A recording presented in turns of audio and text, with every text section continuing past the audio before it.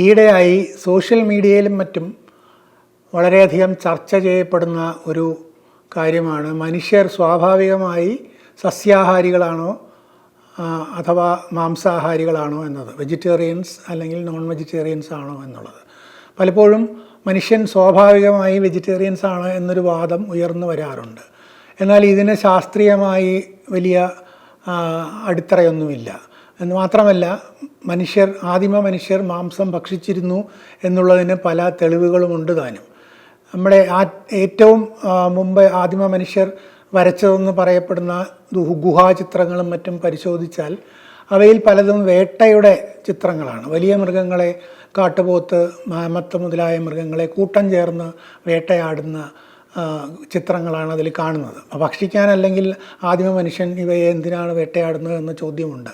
അതുമാത്രമല്ല, പലപ്പോഴും ഈ മനുഷ്യൻ്റെ ആന്തരിക അവയവങ്ങൾ പരിശോധിക്കുമ്പോൾ പ്യുവറായിട്ടുള്ള ഒരു വെജിറ്റേറിയൻ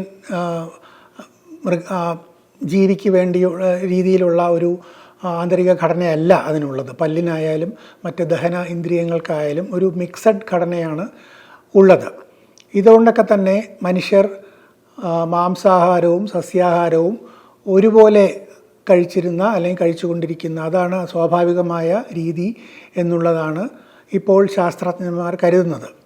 പ്രത്യേകിച്ചും പല മൃഗങ്ങളും, ഇപ്പോൾ ആൾക്കുരങ്ങുകൾ, കരടികൾ മുതലായവയെല്ലാം തന്നെ ഇതുപോലെ സസ്യാഹാരവും മാംസാഹാരവും ഒരുപോലെ ഭക്ഷിക്കുന്നവയായിട്ടുണ്ട്. അതുപോലെ ഒരു മൃഗമാണ് മനുഷ്യനും എന്നാണ് ഇപ്പോഴത്തെ അനുമാനം. എന്നാൽ ചില നൈതികമായ ഘടകങ്ങളാൽ, അപ്പോൾ മതവിശ്വാസം അതുപോലെയുള്ള ചില കാഴ്ചപ്പാടുകൾ കൊണ്ടാണ് മനുഷ്യർ മാംസാഹാരം ഉപേക്ഷിക്കുന്നത്, അല്ലെങ്കിൽ പ്രത്യേക രീതിയിലുള്ള മാംസം മാത്രം ഭക്ഷിക്കുന്നത്. ഇപ്പോൾ ആധുനിക കാലത്ത് വേഗൻസ്, ചെടികളിൽ നിന്ന് അല്ലാതെയുള്ള ഒരു ഭക്ഷണവും കഴിക്കാതെ പാലും തേനും പോലും ഉപയോഗിക്കാത്ത വേഗൻസും അങ്ങനെയുള്ള പല കൂട്ടറുണ്ട്. പക്ഷേ ഇതൊന്നും ഒരു ശാസ്ത്രീയ അടിത്തറയുള്ളതല്ല. ഇതെല്ലാം അവരുടെ വിശ്വാസത്തിൻ്റെ പുറത്താണ് എന്നുള്ളതാണ് നമ്മൾ മനസ്സിലാക്കേണ്ടത്.